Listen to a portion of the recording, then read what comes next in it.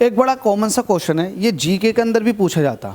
अगर आप government exam की तैयारी कर रहे हैं ना, तो ये जीके के अंदर भी क्वेश्चन रखा हुआ मिलता है कि what is the time period of Jio synchronous या फिर जियो स्टेशनरी सैटेलाइट। ये कौन सा होता है? देखो मैं आपको बताता हूँ। लेट अस सपोज कि ये मेरी अर्थ है, तो अर्थ के चारों तरफ तो आप चलो चारों तरफ कहना भी सही रहेगा, कोई दिक्कत नहीं है।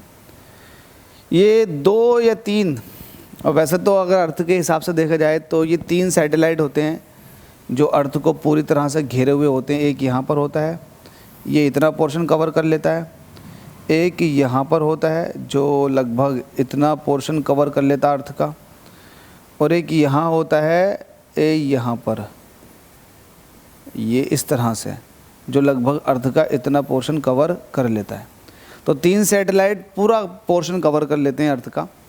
इन तीनों सैटेलाइट्स का जो टाइम पीरियड ऑफ रिवॉल्यूशन है वो उतना ही है जितना खुद का अर्थ का अपना है। अपने एक्सिस के अलोंग जिस स्पीड से अर्थ घूमती है, रोटेट करती है, उन्हीं स्पीड से ये सैटेलाइट्स भी आगे की तरफ को मूव ऑन करते हैं। तो ये सैटेलाइट हमें हमेशा जहाँ पर ये माउंटेड है, ये हमें हमेशा उसी लोकेशन पर दिखाई देंगे। हालांकि वो भी चल रहे होते हैं, उनकी भी अपनी एक ऑर्बिटल स्पीड होती है, जितनी अर्थ की होती है ना उतनी उनकी भी होती है। अब खुद सोचो, अर्थ अपने एक्सिस पर 24 आवर्स में एक चक्कर लगा लेगी, तो वो भी अपनी अर्थ के सेंटर के अलोंग वो भी 24 आवर्स में चक्कर लगा लेते हैं। तो सवाल ये है the time period of the Jio stationery satellite is कितना हो जाएगा फिर इस हिसाब से 24 आवर्स। ठीक है भाई, तो दोनों की एंगुलर वेलोसिटी सेम होती है, जियो स्टेशनरी सैटेलाइट की भी और अर्थ की भी।